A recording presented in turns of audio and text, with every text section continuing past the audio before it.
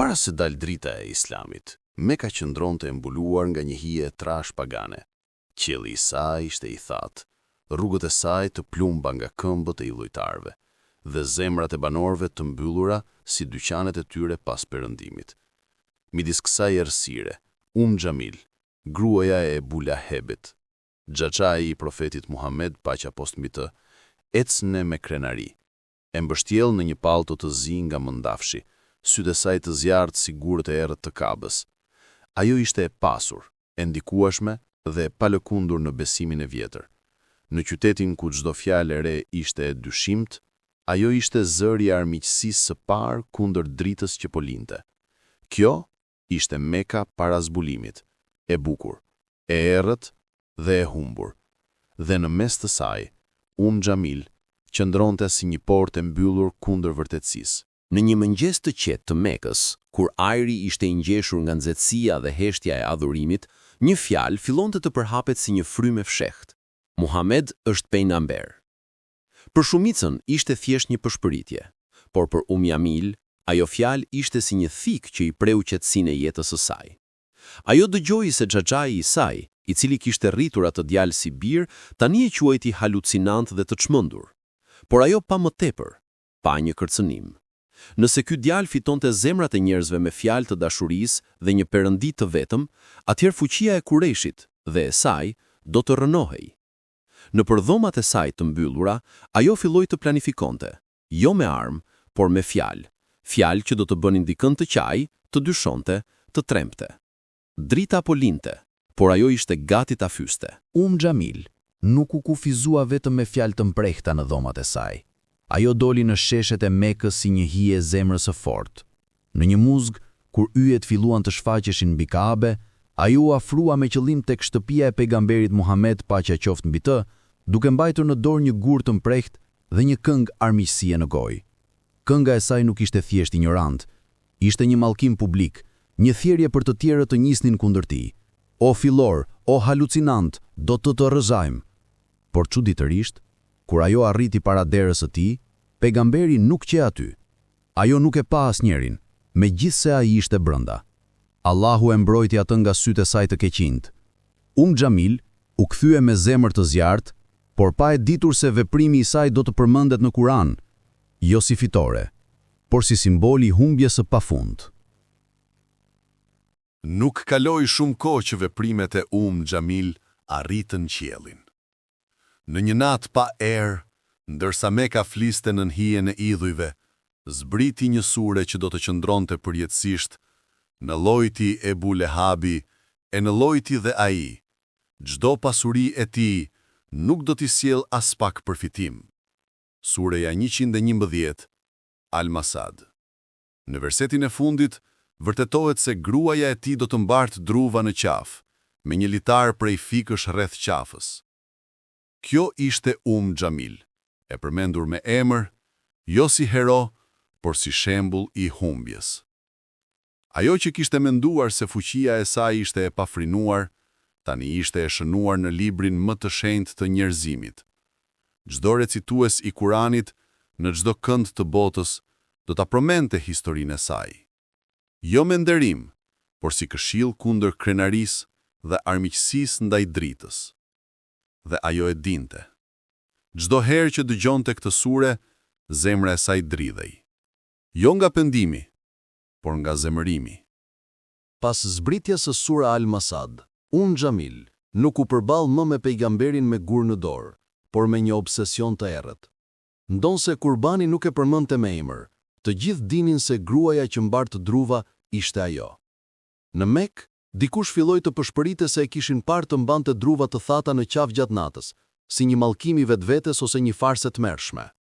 Por simboli i vërtet ishte llatari i fikës, një litar i trash, i ashpër, i përdorur për të lidhur drunj, që Kurbani e përdori si shenjë poshtërimit të saj për jetë. Në kulturën arabe, fiku ishte simboli dashurisë dhe begatësisë, por për Xhamil u bë simboli mëkatit dhe dënimit. Ajo e mbante këtë faj si një plak që nuk mund të hiqej, e shkruar jo në gur, por në librin e gjykimit. Dhe ndërsa të tjerët kalonin, ajo ndjeu si të gjithë e shikonin, edhe kur nuk e shihnin. Jamil nuk ishte thjesht një grua e zemëruar. Ajo bë zëri i armiqve të Islamit. Në radhët e Kurejshit ajo fliste më zë të lartë se shumë burra. Në përtakime sekrete në sallone të Mekës, ajo i nxite krerët e fisit të mos e lejonin fjalën e pejgamberit të përhapej. Ajo përdorte ironinë si thik. A do t'i udhëzoj tani djemt e halës një djalë që i ka lënë idhujt e tarat të tij? Fjalët e saj nuk ishin të rastit, ishin strategji. Ajo e dinte fuqinë e turpërimit publik dhe e përdori atë për të izoluar mbështetësit e rinj të Islamit. Në një shoqëri ku nderi ishte më i shtrenjti se jetë, fjalët e saj ishin më të rrezikshme se çdo shpatë. Dhe megjithse nuk luftonte në fushë beteje, ajo ishte një nga armiqet më të rrezikshëm, sepse luftoi kundër zemrave, jo trupave. Dhe në këtë luftë, ajo humbi para se të nisej. Pas zbritjes së sura Al-Masad, Gjemil nuk u bë thjesht një armike e Islamit. Ajo u bë një sinjal. Çdo prind në Mekë i tregonte fëmijëve të tij: mos bëhuni si Abu Lehab e Gjemil. Ata e refuzuan dritën dhe u mallkuan për jetë. Nëpër karavane, nëpër oaze, edhe në Basra dhe Sham, emri i saj u përhap jo si simbol i fuqisë, por i poshtërimit të hyshëm. Ajo, që kishte kërkuar respekt me krenari, tani e gjeti veten të përmendet me turp. Në përdhomat e saj luksoze, heshtja ra më e rëndë se para. Vizitorët e saj u ralluan. Madje edhe ata që e kishin mbështetur dikur, tani e shmangnin syrin e saj, siç mund të infektonin nga mallkimi i Kuranit. Ajo nuk u ndryshua, por bota rreth saj po e largonte, thjesht duke e përmendur emrin e saj në një sure. Dhe kjo ishte dënimi më i rëndë. Jo vdekja, por harqja e nderuar. Në mesin e mallkimit të Kuranit dhe izolimit shoqëror, Gjemil u përball me një zgjedhje që nuk e priti. Mund të kthehej. Drita e Islamit nuk e mbylli derën për askënd, as për armiqet më të zemëruar, por zemra e saj, e fortifikuar nga vite krenarie, refuzoi të hapet. Ajo e dinte se Abu Sufjan, Khalid ibn al-Walid, madje edhe Umar ibn al-Khattab, të gjithë kishin qenë armiq dhe të gjithë kishin pranuar dritën. Por ajo, jo, ajo e shishte atë si dorëzim, jo si shpëtim. Në vend të lutjes, ajo zgjodhi urrëtitjen. Në vend të qajtjes, ajo rregullonte veprat e saj me më tepër krenari. Kjo ishte tragjedia më e madhe. Jo se nuk ju ofrua mëshira, por se ajo e hodhi tej. Zemra e saj u bë sigur. Jo sepse nuk mund të thyej, por sepse nuk donte të thyej. Kur Abu Lahab vdiq, i tmerruar, i izoluar, infektuar nga sëmundja që e bënte trupin e tij të rrëqetshëm, Gjemil u ndje si një pemë pa rrënjë. Ai që kishte qenë zëri i fuqishëm kundër Muhamedit sallallahu alaihi wasallam, tani u varros me turp. Asnjë nga fisnikët e Kurejshit nuk dëshironte të prekte trupin e tij të ndotur. Gjemil, që kishte ndarë me të çdo fjalë armiqësie, tani u detyrua të gëzoj vetëm hijen e vet. Vdekja e tij nuk ishte thjesht humbje një burri, ishte prishja e fuqisë së saj. Pa Abu Lahabin, ajo u bë thjesht gruaja e mallkuar, pa ndikim, pa zë, pa mbrojtës. Në për rrugët ku dikur e kishin respektuar, tani njerëzit e shmangnin si një shpirt të mallkuar. Dhe megjithse nuk e pranoi hapur, ajo e dinte. Ky ishte fillimi i fundit, jo vetëm i jetës së saj, por i tërë sistemit që kishte mbrojtur me gjithë zemrën e keqe. Pas vdekjes së Abu Lahabit, Gjemil u detyrua të dalë nga hijet e pasurisë së saj.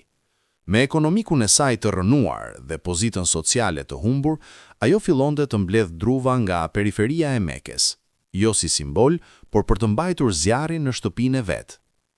Qytetarët e pan atë, një ditë, duke ecur me një fash druva të thatë në qafë, siç kishte parashikuar Kurbani.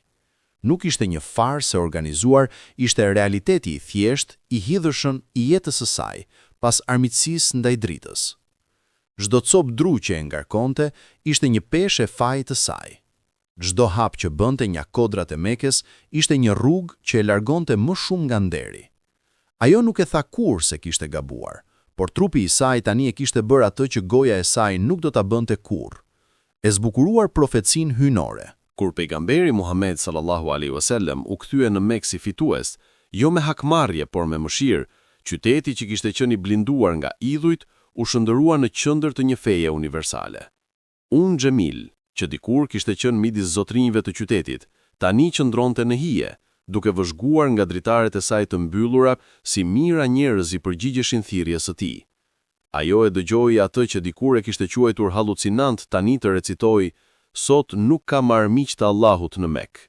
Nuk ka vend për armiqësi kur drita mposhtë errësirën plotësisht." Ajo nuk u vra, nuk u dëboha, por u bë e padukshme. Çdo fest, çdo lutje e përbashkët, çdo Allahu Akbar që lëshoi në sheshet e shtynte më thekë në heshtjen e saj. Në një botë ku të gjithë po gjenin paqe, ajo mbeti e vetmuar me zemrën e saj të palodhur, e vetmja hije në një diell të plotë. Xhamil nuk lëshoi kurrë një këngë triumfi, as një testament, as një histori që e përmiste veten si hero. Kontrasti ishte i madh. Kur pejgamberi alayhis salam tha, "Shkak se Allahu e dashuruar mëshirën time", ajo qëndroi e heshtur.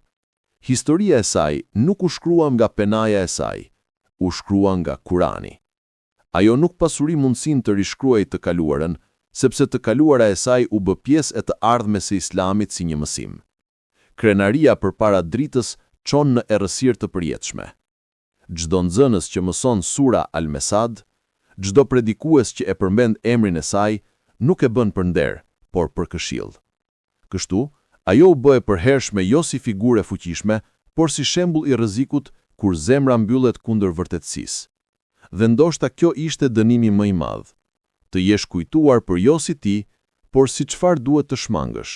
Në ditët e fundit të jetës së saj, Xhamil eci një herë përfundi në drejtim të Qabes, jo për t'i adhuruar idhujt, sepse ata kishin rënë, as për t'i lutur Allahut, sepse zemra e saj nuk u hap. Ajo u afrua thjesht për t'i parë sytë e njerëzve që tani e quanin të mallkuar në Kur'an.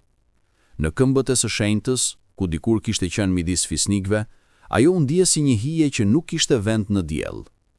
Njerëzit nuk e ofenduan, nuk e përbuzën, por e shmangën me respekt të qetë, siç shmangen një varri të vjetër. Ajo pa fëmijë që mësonin Kur'anin, dëgjoi emrin e tij, Muhammed, të thuhet me dashuri, jo me frikë. Dhe në atë çast, ndoshta për herë të parë, ajo kuptoi. Drita nuk ishte armiqësia e saj. Armiqësia e saj ishte errësira që e kishte zgjedhur, por ishte vonë, shumë vonë. Xhamil nuk vdiq me zhurmë, nuk pati varrim të madh, as lot publike, as thirrje të qytetit për hajtin e saj. Ajo shkoi në heshtje, si një flak që fiket pa u vënë re. Por vdekja e saj nuk e fshi emrin e saj, e përjetësoi atë. Sepse çdo herë që recitohet sura Al-Masad, ajo ringjallet jo për t'i dhënë nder, por për t'i kujtuar njerëzve, as fuqia, as pasuria, as lidhja me fiset e mëdha, nuk të shpëtojnë nga mallkimi hynor, nëse zemra jote refuzon dritën. Në kontrast me Bilal, që i tha ahad ahad nën këmbët e torturuesve, ose me Khadiçe, që e mbështeti pejgamberin me jetën e saj, Xhamil u bë simboli i krenarisë së pamëshirshme. Dhe kjo është fuqia e historisë së saj. Ajo nuk na mëson se çfarë të bëjmë, por çfarë kurrë mos ta bëjmë. Historia e Xhamil nuk mbaron me vdekjen e saj. Ajo fillon aty ku mbaron çdo krenari e errët. Emri i saj nuk u humb në rerët e Mekës. U ngul në faqet e Kuranit për t'u përsëritur deri në ditën e gjykimit. Ajo nuk është thjesht një grua e kaluarës, është një pasqyrë për secilin prej nesh. A do ta pranoj dritën kur të vi? Apo do ta quaj hallucinim, si ajo? Në një epokë ku mendimi është i lirë, por zemrat shpesh të mbyllura, historia e saj është më aktuale se kurrë. Sepse armiqësia më e rrezikshme ndaj dritës së vërtetësisë nuk është zemrimi, është indiferenca e krenarisë. Dhe kështu, Xhamil qëndron përjetësisht në kufirin e kujtesës islame. Jo për t'i dhënë nder, por për t'i thënë gjeneratave: kini kujdes, mos jeni si ajo.